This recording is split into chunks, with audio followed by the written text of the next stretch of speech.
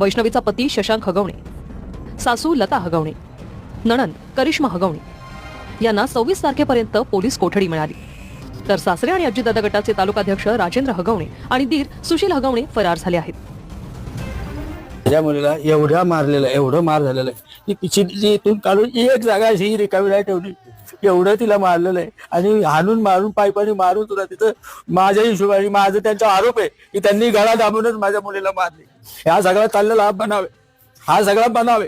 एवढं होऊन सुद्धा यांना का सापडत नाही? काय हे फरारी आहेत? माझ्या पोरीला फक्त न्याय द्या, मला एवढीच माझ्या मनापासून इच्छा आहे. त्यांना मला बाहेर काढू नका.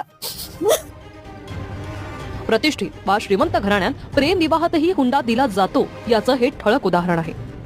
माहितीनुसार वैष्णवीच्या लग्नात तिच्या वडिलांनी 51 तोळे सोनं, 7.5 किलो चांदीचं ताट, एक फॉर्च्युनर कार दिली होती.